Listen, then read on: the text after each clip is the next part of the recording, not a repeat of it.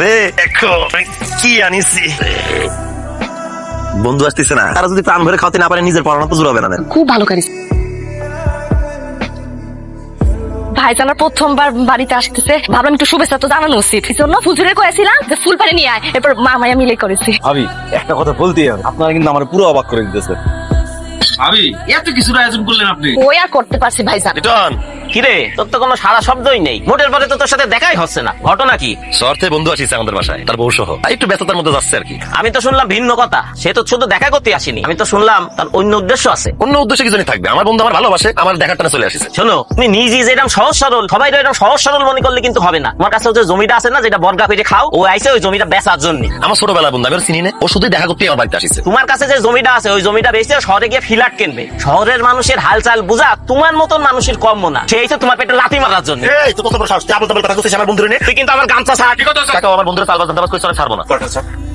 Chairman চাচা, আপনি বিচার করেন। আগের দিন ও যে বন্ধুটা শহরে আইছে, আমার দোকানে বসে আপনার সঙ্গে কথা বললো না যে ও জমি বেচবে? কিন্তু ঠিক কথাই বলছে। আপনি সত্যি করছেন কাকা? হ্যাঁ সত্যি কথা, আরো বিষয় নিয়ে ওর সঙ্গে কথা হচ্ছে। আমি না কিছু বুঝতে পারতেছি না, আমার মন করছে যে আমার বন্ধু এরকম করতে পারে না। আমি তো ছোটকাল থেকেই চিনি। মানুষের মন যে কখন পাল্টে যায় কে জানে। শুনো, আর কিন্তু আর অপেক্ষা করা সম্ভব না। তুই তোমার বন্ধুরে তোমার সত্যি করতে পাও না কিল্লাই। বলছি তো বলবো, একটা সুন্দর পরিবেশ হইতে দাও।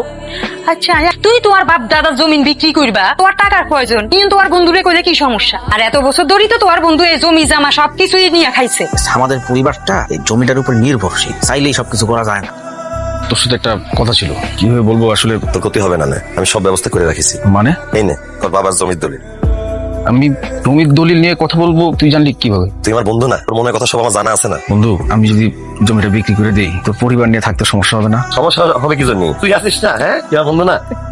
আমি এই বাড়িটাও বিক্রি করে দিয়েছি, তোর যেহেতু টাকা দরকার, তুই যাওয়ার সময় এই বাড়ির টাকাটা তোরে বুঝাই দিবেন। আপনার সব জায়গা সম্পত্তি বিক্রি করে আমাদেরকে সম্পূর্ণ টাকা দিয়ে দিবেন? ও ভাবি, শুনেছি বন্ধু ঢাকা শহরে মেলা বড় ফ্ল্যাট কিনতে হবে, তার জন্য নাকি তার লোনও নিতে হবে। আমি বন্ধু আসি না, আমি থাকতে লোন নিতে হবে কেন? আমার বন্ধু বাড়ির টাকা আছে না, দিয়ে দিবানি। এই পাগলা, তুই এরকম কেন আমার বলতো? তুই কি কখনো নিজের ভালো মন্দটা ভাববি না? এই বাড়িটাই তো তোর শেষ সম্পদ, মানুষ না তুই ফেরেশতা। তুই আসলে ঠিকই বলছিলি, আমরা শহরের মানুষ সুখের পিছনে ছুটতে ছুটতে আমরা মনুষ্যত্ববোধই হারাই ফেলছি। না, আমি আমার সিদ্ধান্ত পরিবর্তন করবো। ফ্ল্যাট বাড়ি যদি কিনতেই হয়, আমি নিজের ইনকাম দিয়ে কিনবো। সত্যি সামাদ, তোমাকে নিয়ে আমি গর্ববোধ করি। আমি এমন একটা গ্রামের চেয়ারম্যান যে তোমার মতো একজন বিশাল মনের মানুষ আছে। অত শুধু আমার বন্ধু না, ও আমার ভাই, আমার কলিজার টুকরা।